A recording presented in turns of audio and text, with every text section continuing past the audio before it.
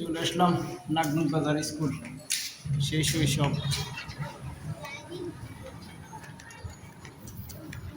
তো কে কে পড়া করছেন নাগমুখ বাজার উচ্চ বিদ্যালয়?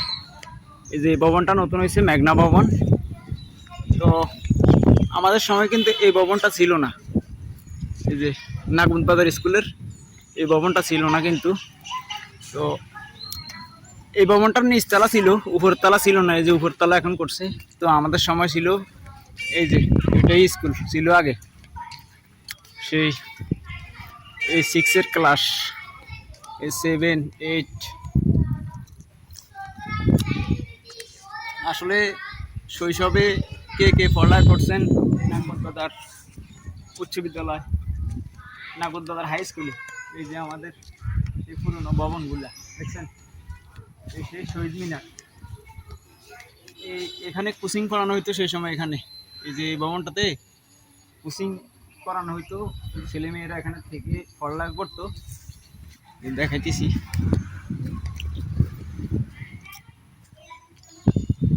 এই যে আমাদের সেই সময়ের স্কুল নাগমুখ বাজার উচ্চ বিদ্যালয় দেখছেন, সব ভেঙে গেছে এখন।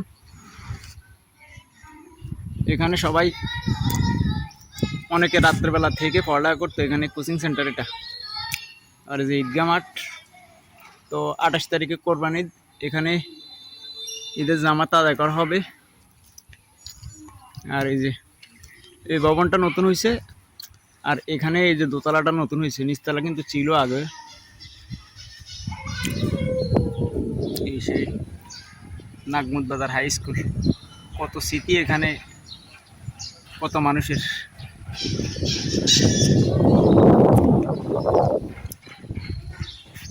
এই যে পুরনো ভবনটা দেখছেন, ভেঙে পড়ে যাচ্ছে অলরেডি। এই পুরনো এই ভবনটা, এই যে শহীদ মিনার। আর এখানে কোচিং করানো হতো আগে, অনেকেই রাতের বেলা থেকে এখানে পড়ালেখা করতো। ঈদগাহ মাঠ,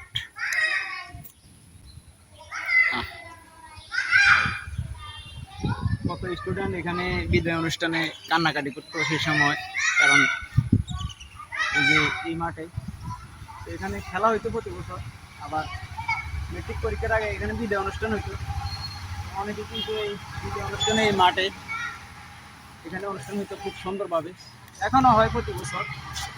তো এইভাবেই সবাই প্রতি বছর নাগমুখ বাজার উচ্চ বিদ্যালয় থেকে বিদায় নেয়। আল্লাহ হাফেজ, ভালো থাকবেন, ভালো লাগলে ভিডিওটা শেয়ার করবেন। আর ওই যে মাদ্রাসা দেখছেন, মাদ্রাসা ওই পাশে, আর এটা স্কুল। এখানে খেলাধুলা হয় প্রতিদিন। এই সেই নাগমুখ বাজার।